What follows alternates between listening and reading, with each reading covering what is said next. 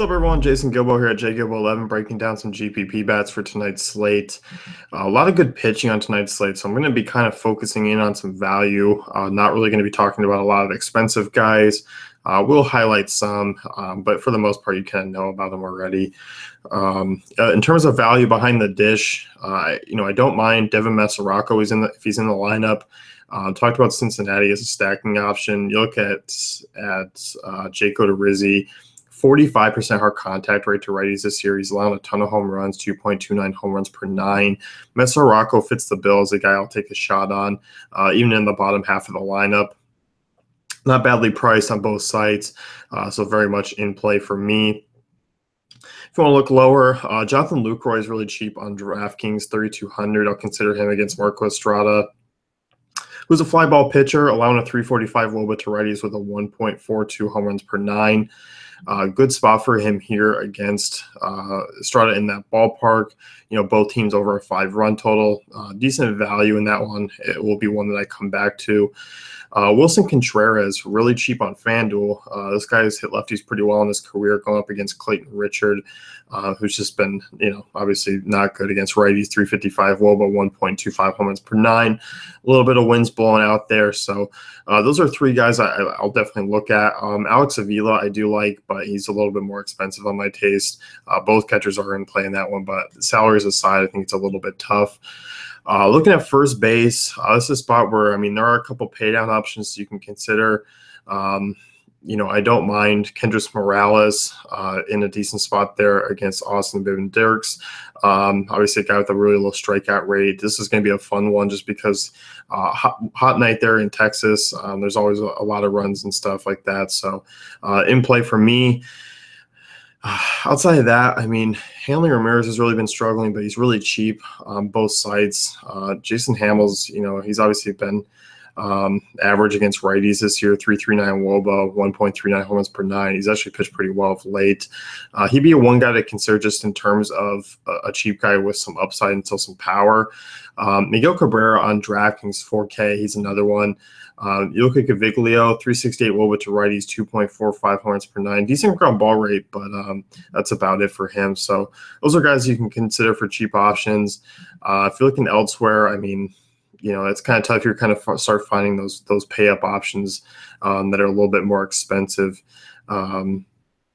Like an Eric Thames, who's going to be probably a little bit popular. Ryan Zimmerman, Brandon Belt's really been struggling, but in a decent spot against R.A. Dickey. Joey Votto I like, but he has a little bit higher price tag. So, contrarian way, in that Cleveland, Carlos Santana's, cheaper than E5, but E5's been absolutely on a roll of late. So, there is that notice, but it's definitely a contrarian way to go if you're looking to attack Cleveland. But there is some rain in the area.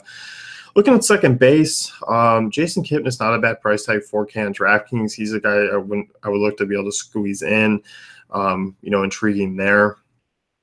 Joe Panic, if he's hitting in the top half of the order, I'll give him a look. I know they're dealing with some injuries. He's been up there a little bit over the last week or so.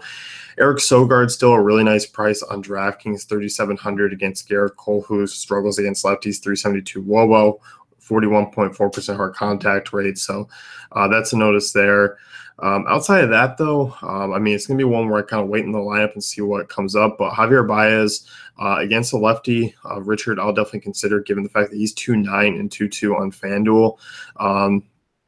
Really nice price tag on him. Robinson Cano, I like. If you have the luxury of paying up a little bit, very much in play for me. Third base, Eugenio Suarez, really cheap, 3-1 on DraftKings, 3-1 on FanDuel. Obviously, DraftKings weights a little bit more. But going up against Odorizzi and that hard contact rate, I don't mind it. Cincinnati not in love with Vegas. So, I think he'll get a little bit lower ownership, but there's a lot of good value on that team tonight. Anthony Rendon against the lefty, someone I'll always consider. Huge numbers this year. Nick Lino is not a guy that you can shy away from. So go ahead. If you can afford some Washington bats, go ahead and pay up there. So he's intriguing. Travis Shaw, if you have a little bit of extra cash. So I think, getting these pay up options is probably going to be a little bit contrarian. You're going to see the Travis Shaws, the Chris Bryant's, the Josh Donaldson's a little bit lower in prices because of the pitching that's so high. And Chris Bryant's not a bad price tag on DraftKings, only 4.6. So, if you can get those dive down values and you can still pay for pitching and fit them in. But Kyle Seager, he's a big winner for me tonight at third base, 3,400. Really nice price tag on him, and FanDuel as well. He's only 32. Started to get it going a little bit here this week. Good spot against Sanchez, who struggles against both sides of the plate. So very much in play. More shortstop, like Zach Kozar for the same reasons as the other outfielders. Jake Odorizzi, incredibly high hard contact rate. Francisco Lindor is actually not badly priced on FanDuel, 3,400. 46 is a little bit steep for me on DraftKings. I'll take a look at Brendan Crawford. Obviously, he's not in cores anymore, but SunTrust plays really well to lefties. And R.A. Dickey against left-handers this year, 351 WOBA, 1.54 runs per 9. Giants are bad. R.A. Dickey's bad, but R.A. Dickey also can flash some knuckleball upside at times, but it's a little bit frustrating. Sogard, he's shortstop eligible on DraftKings. That's where I'd probably look to use him as well. Troy Tulowitzki's cheap. He's one of those guys where there's a lot of bats here where you're just kind of hoping that they can get going. Tulowitzki hasn't been bad. He's got a hit in the last 3 games. He's reached base at least twice, but hasn't done anything more. But with a 5.5 run total, I can see plugging him in just in one of those lineups where you're locking in Kershaw, maybe a Lester, and only have so much left over. So in play, Baez is also shortstop eligible on DraftKings. You can play him there, and then that's pretty much it. Shortstop is definitely a spot where I'm looking to pay down for value, so don't hate it there. Outfield, Adam Duvall in play. Billy Hamilton, more on DraftKings, 3,933 for them. FanDuel not badly priced either, below 3,500. Like I said, consider them. Duvall, you get those reverse splits. Billy Hamilton, you get the stolen base upside. So in play. If you want to look at Giants, I don't hate the idea. Denard Span or Hunter Pence in play against R.A. Dickey. GPP, I think people are obviously done with the Giants because of what they've done this year, but I'll certainly look at it. Christian Yelich, 3.9. This guy's been absolutely on fire of late. I'll definitely consider him. He's got a couple of multi-hit games over the last 4 or 5, driving in runs. Against Tanner Roark, who's, against lefties hasn't been great this year, 341 WOBA, 1.60 runs per 9. Really high run total there in Miami, over a 4.5 run total for both teams. So I'll definitely be looking to consider them. Gregory Polanco, he is cheap. He's a guy who's been a little bit burn bust. I mean, obviously that home run coming off of Jake Arrieta, that's been his only, home run in quite some time this month. He only has 1 extra base hit outside of that. So he's been struggling, but this is a good spot against Garza, who feel free to just target away with Pirates bats if you want, even in a stack. I don't hate it. 352 WOBA, 1.17 runs per 9 this year. Going back to last year, he's been awful. So very much in play. I wish the Rangers bats were a little bit cheaper. This is a team I would like to consider. Gomez, Mazara, Chu, but they're a little bit expensive for my taste. I don't hate it. Marco Estrada's been rocked hard over the last few starts in this ballpark with the weather. In play for me, if you can, fit them in. If not, it's not a must play for me. And then go back to the Cubs here. I don't mind Albert Almora. He's very much in play against the lefty. Kind of hope he sneaks up into the order. Usually he bats 9th, but with some injuries and with Joe Madden, you just never know.